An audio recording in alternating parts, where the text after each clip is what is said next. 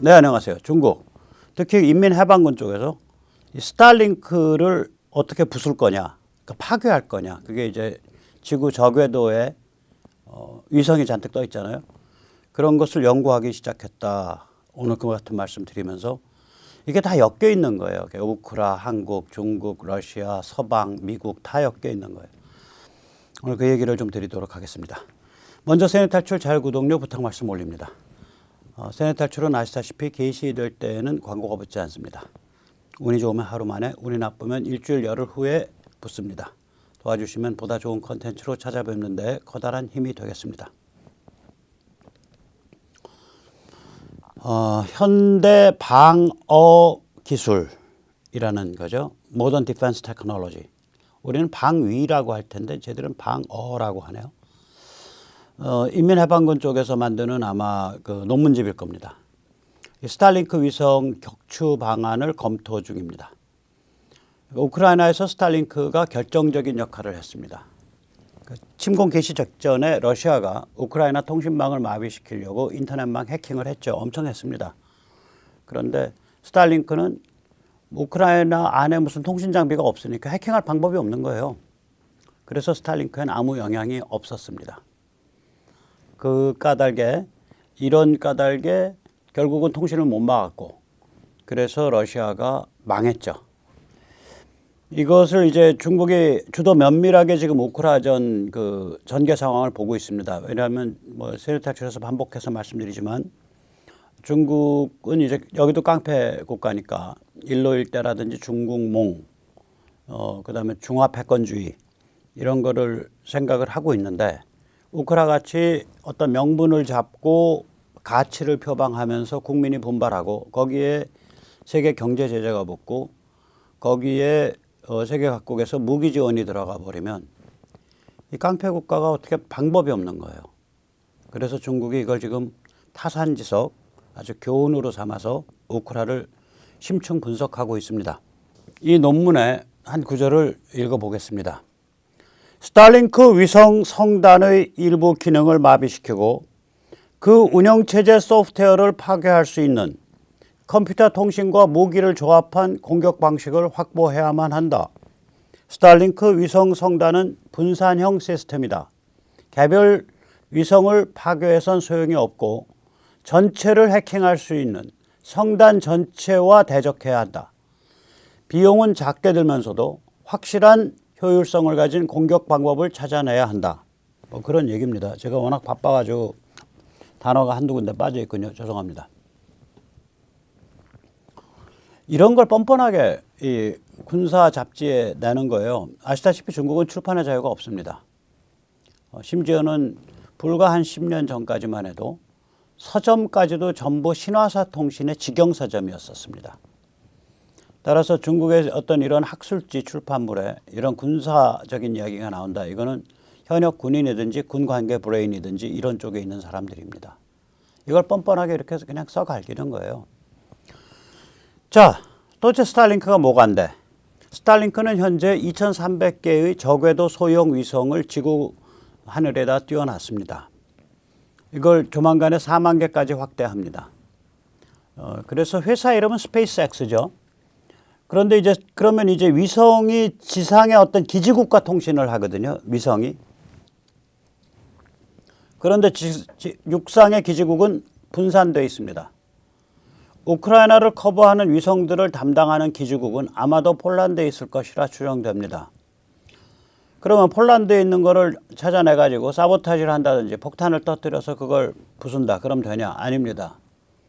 담당 기지국을 변경하는 것도 가능할 것으로 추정됩니다. 예를 들어서 위성 0001번, 0002번, 0003번, 0004번이 우크라이나를 담당을 하고 우크라이나 상공을 담당하는 위성인데, 그 위성이 예를 들어서 기지국 A005하고 연결되어 있다고 합시다. 그러면 A005가 고장이 날 것 같다. 그러면 A004로 담당 기지국을 옮겨버릴 수 있어요. 이런 시스템 짤 때 그렇게 짭니다. 그러니까 기지국을 파괴해도 소용이 없는 거라. 그럼 기지국이 있는 나라마다 다 가서 파괴한다? 그럼 세계대전 나죠. 그래서 이게 방법이 없어서 중국은 1, 2년 전부터 저궤도에 10,000개 위성을 띄우는 스타넷 계획을 발표했습니다. 머스크의 스타링크, 인민해방군의 스타넷. 참 멋있는 세상입니다. 우크라이나에 워낙이 공이 커서 6월 9일 날 어저께 우크라이나 정부가 이 스타링크를 운영하는 스페이스 X에 우크라 대표 제1호 통신 및 서비스 제공 사업자 면허를 줬습니다. 우리 같으면 KT급에 해당하는 면허를 준 거예요. 제1호니까 이게 슈퍼 기간 통신 사업자란 소리죠. 이 오른쪽에 있는 건 미하일로 페도로브 부수상의 그 트위터입니다. 그 얘기가 써 있는 거예요.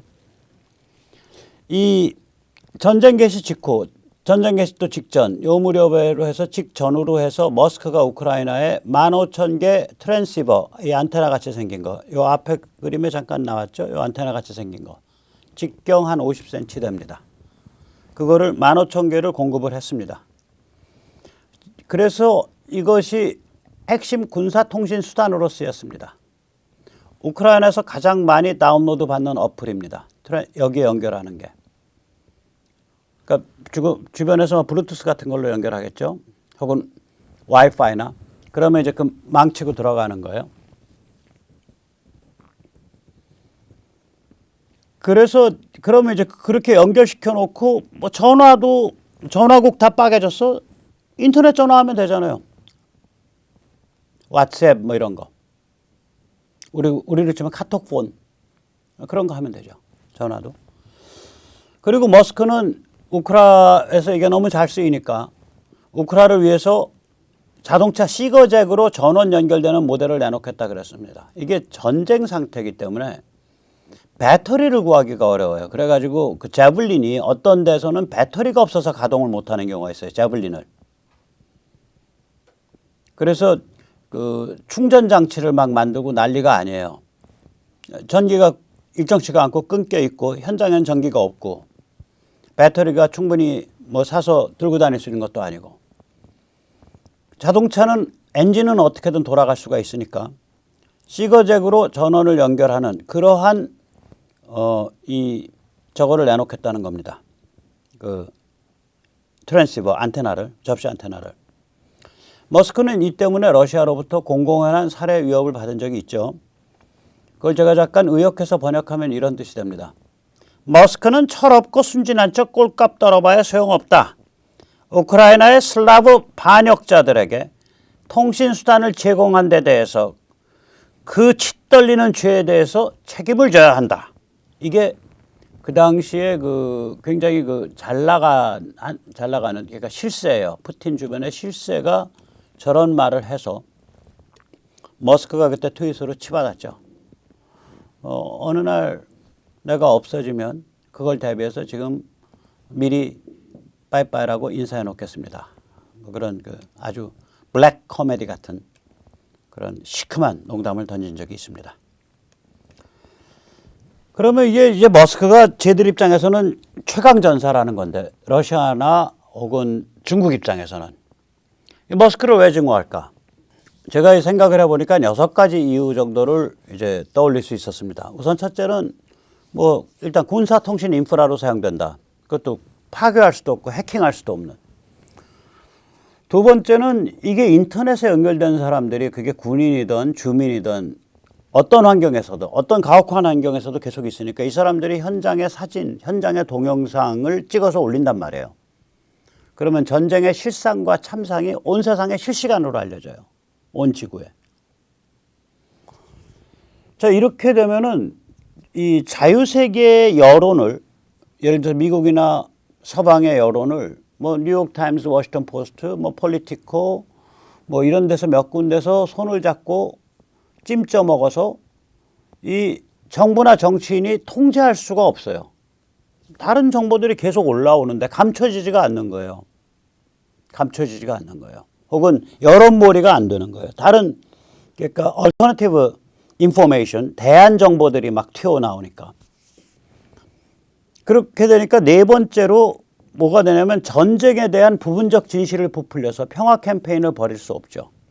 예를 들어서 러시아가 퍼뜨리고 있는 역정보 대표적인 게 우크라이나는 나치가 지배하는 애들이다. 아조프 연대는 나치 집단으로서 수많은 러시아계 사람들을 학살해왔다. 뭐 수만 명.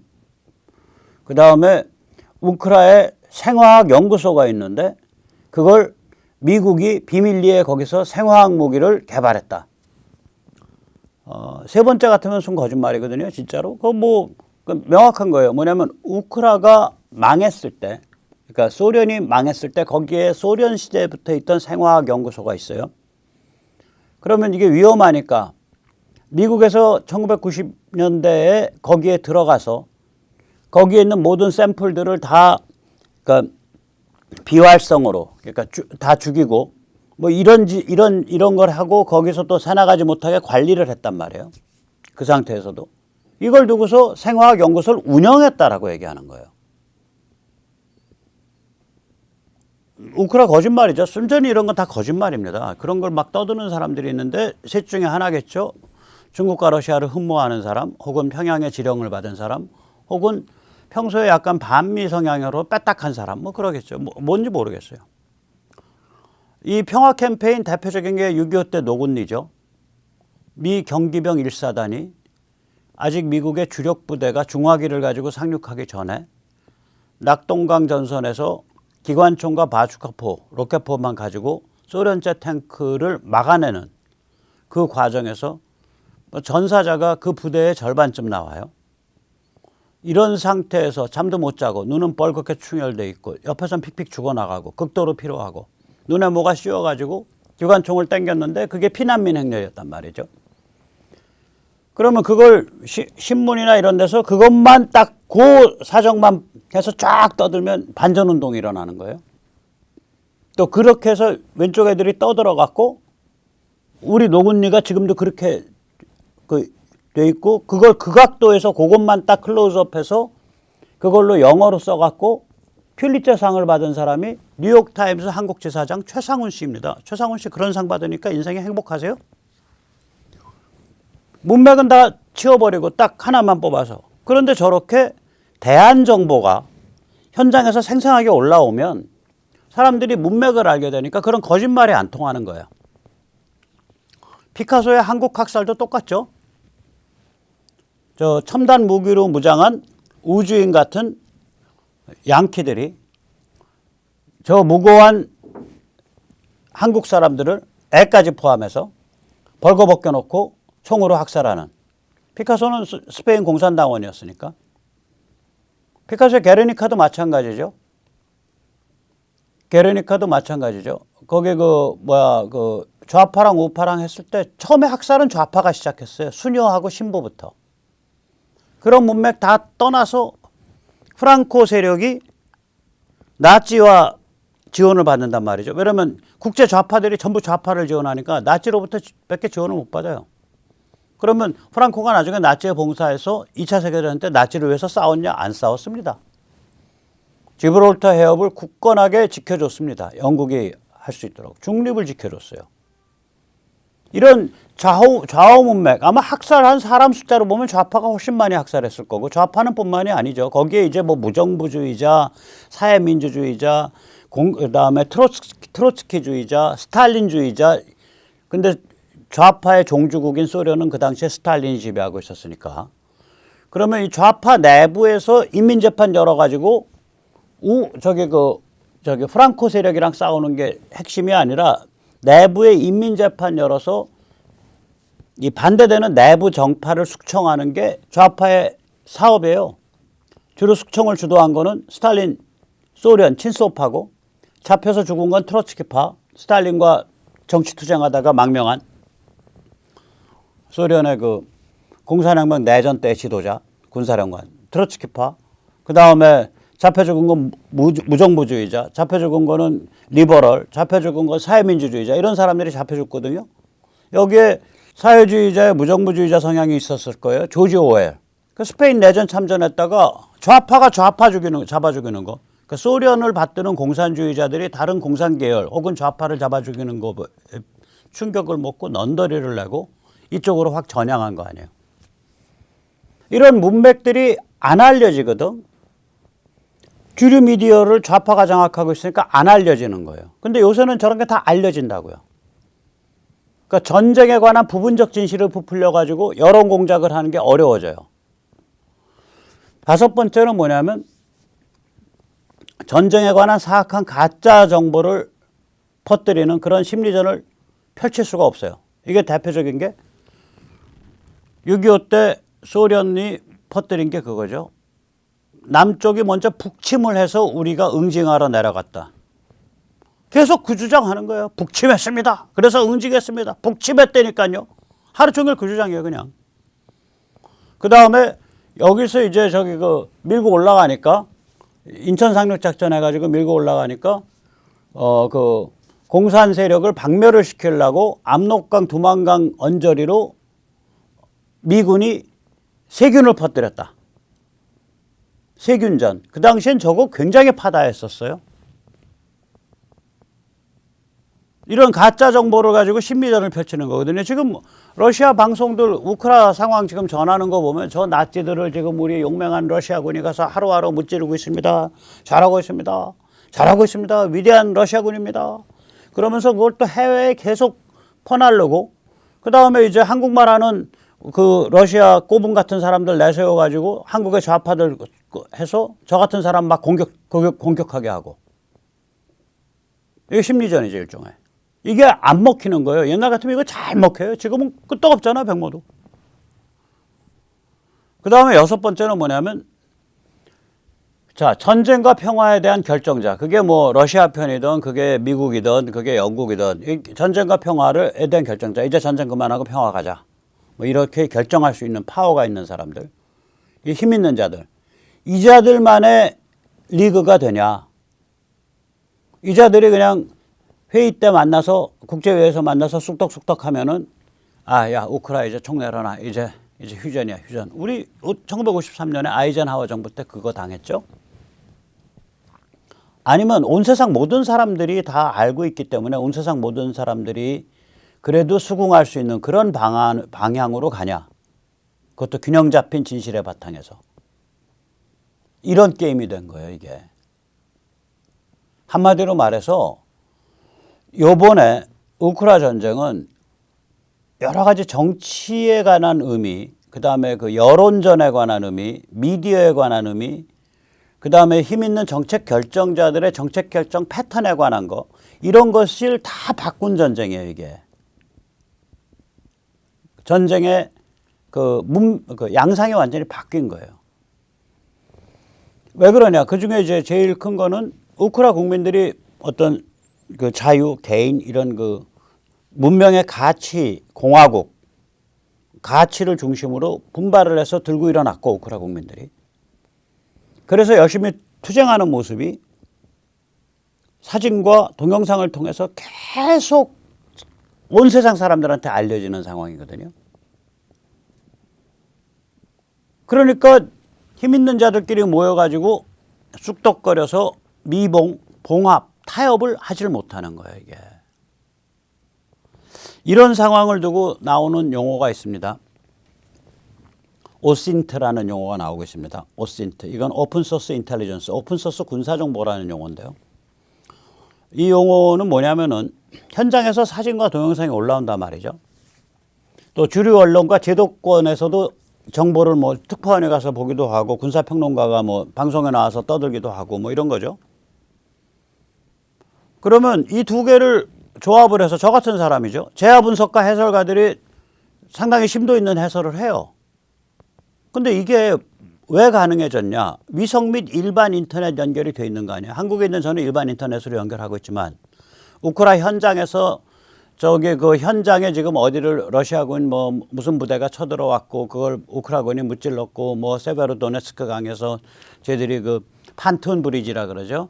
그 공병대가 놓는 그 임시 다리 놓고서 건너 올라 그런 걸 뭐 한 배탈리언 그러니까 그 한 대대를 다 몰살을 시켰다 뭐 한 1000명 정도를 탱크 수십 대랑 뭐 그런 사진이 올라오고 막 이런단 말이에요. 이게 현장 사진, 현장 동영상이죠. 이게 위성으로 올라오는 거죠. 거기서 올라올 때는. 근데 여기 안에서만 도는 게 아니라 이거를 온 세상 사람들이 다 보고 있는 거예요. 세뇌 탈출 시청자들이 다 보고 있는 거고, 지구 반대편에 있는 세뇌 탈출 시청자들이. 그래서 이게 오픈소스 군사정보예요. 또 세뇌 탈출 시청자들 보시다가 나도 좀 평론하고 싶어. 그러면 세뇌 탈출 다운로드 받아서 또 뭐 몇 가지 화면 뽑고 자기가 주장하는 거 집어넣고 해서 또 자기가 또 올릴 수도 있고. 온 세상 사람들이 기여하고 지켜보는 오픈소스 군사정보가 이제 만들어진 거예요. 그러니까 이게 어떤 권력을 잡은 특정 정치 세력 혹은 거기와 결합해 있는, 밀접하게 유착해 있는 주류 미디어, 이런 데서 여론몰이를 못하는 거예요. 여론몰이를. 그러니까 여론몰이를 못하니까 어떤 형태가 나오냐. 의사결정 장애가 일어나는 거예요. 그냥 적당히 러시아랑 쎄쎄쎄 해갖고 그냥 타협하고 유가는 올라서 오일 카르텔들은 돈 좀 챙겼고 그 긴장 좀 더 가져가서 유가 계속 비싸게 유지해서 오일 카르텔 좀 더 챙기고, 그리고 뭐 우크라이나 국민들은 주저앉혀서 좀 영토 좀 많이 잘라내게 하고, 뭐 드네프르강 동쪽 뭐 이쪽 뭐 러시아로 가면 어때? 거기들 아주 크고 강하고 나름대로 그 게임 할 줄 아는 애들이잖아. 걔들이 맡아서 하면 되겠네. 뭐 대충 이런 거죠, 그림이. 그거 가면 다 에브리바디 편하죠. 그렇게 국민들이 그걸 받아 수용할 수만 있다면. 근데 국민들이 여기서 놀고 있잖아요. 오픈소스 군사정보에서. 야, 저 흉악한 짓한 놈들한테 지금 우리나라 우리 위대한 미국의 대통령이란 자들이, 위대한 미국의 국방장관과 국무장관이란 자들이 맥없이 저렇게 타협하고 굴복해? 이를 뭐 하는 거야? 국민들이 이렇게 반발한단 말이에요. 그럼 이러지도 못하고 저러지도 못하고 의사결정 장애가 일어나요. 의사결정 장애가. 지금 윤석열 대통령이 이제 저길 가면요. 마드리드 나토에 가면 거기 의사결정 장애 환자들 꽉 차 있습니다. 바이든 차 있죠. 그 다음에 누구야? 프랑스의 마크롱. 그 다음에 독일의 슐츠. 일단 미국, 독일, 프랑스가 이게 의사결정 장애자들이야. 그래서 가서 이제 아마 제 생각에는 윤석열 대통령을 부른 이유가 지금 빨리빨리 뭐 무기 지원해 주세요라고 마지막에 도장 찍으려고 부른 게 아니고,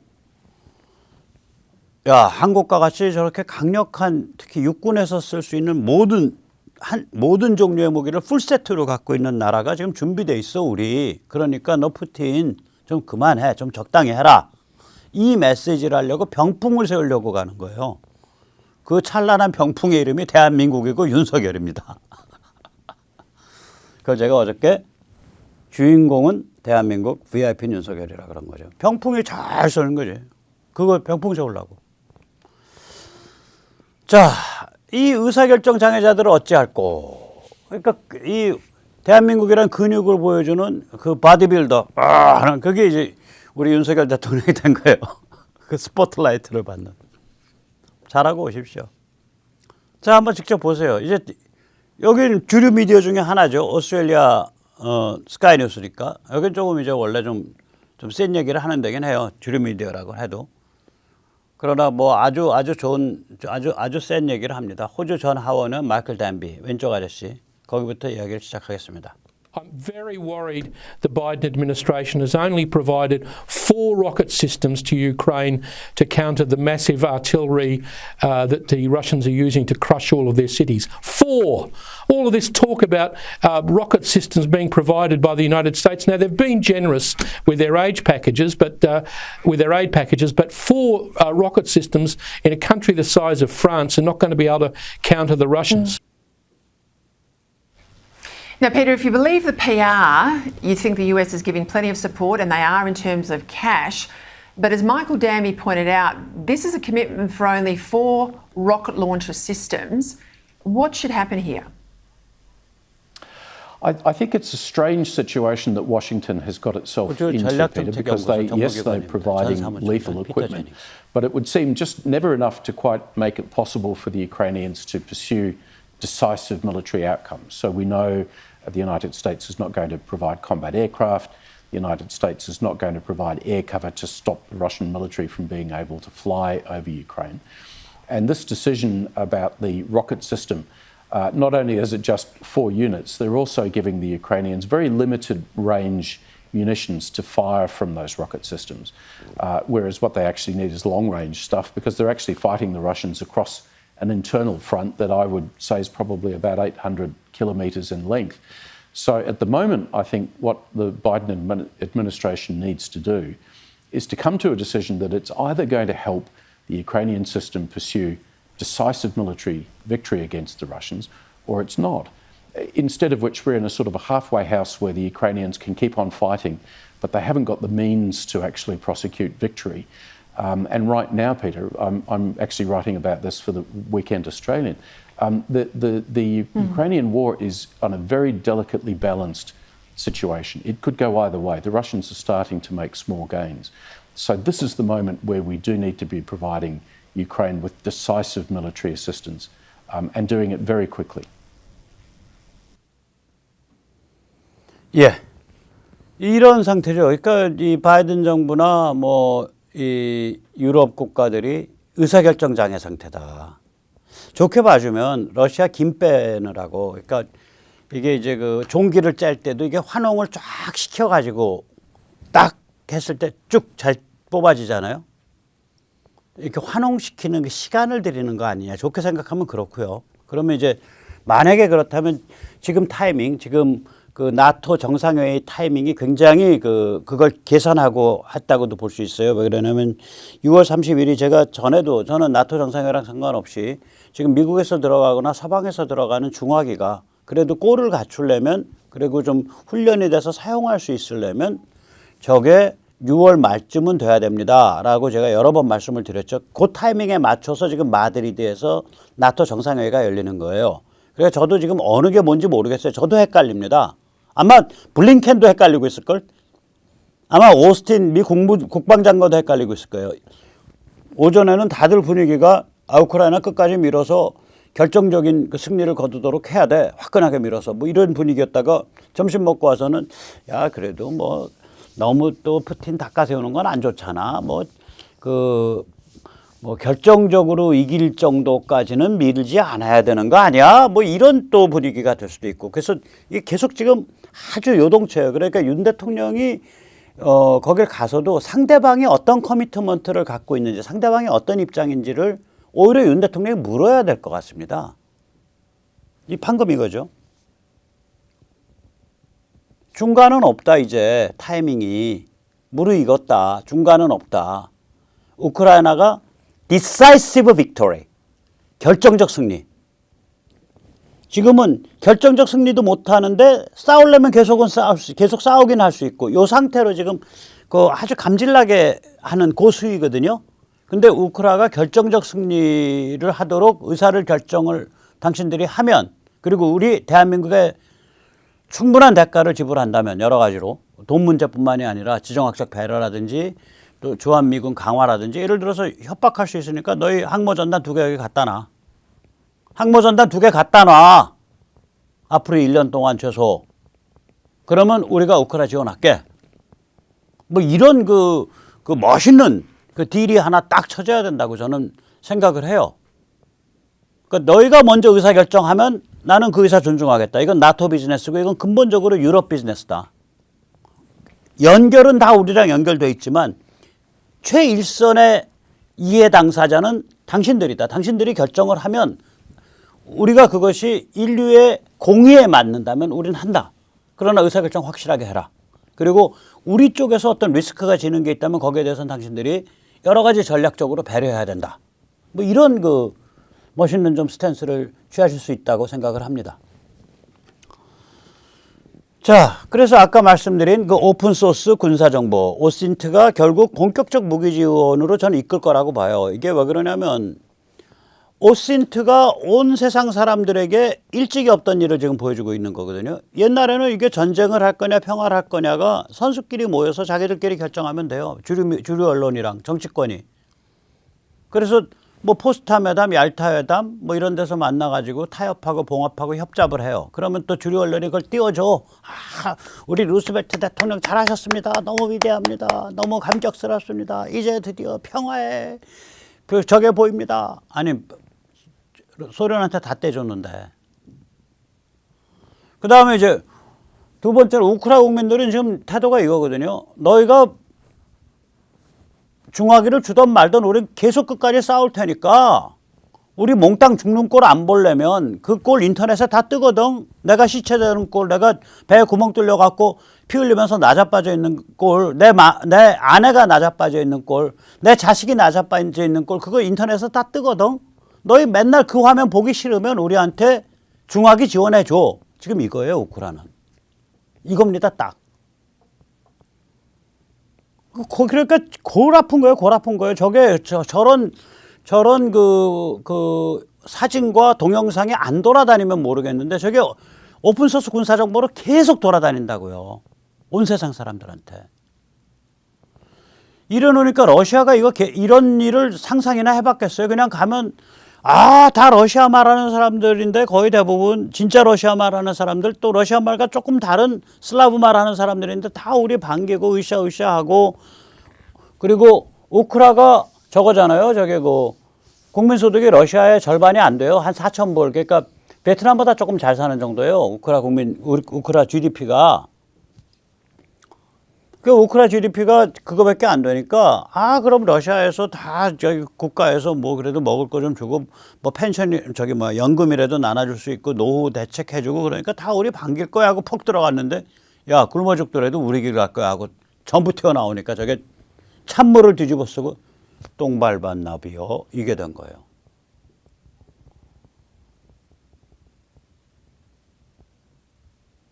그런 느낌을 국민들, 지배계급들, 그리고 푸틴까지도 이런 느낌 받기 시작했단 말이에요. 그러니까 이제 망상에 취해서 발작을 일으켜서 핵단추 누르는 일은 없을 것 같다. 저는 그렇게 봅니다. 그런 평론들을 많이 해요, 외국에서. 두 번째로 이제 살벌한 경제 제재에 따른 경제 파탄이 지금 계속해서 저거는 심화되고 있죠.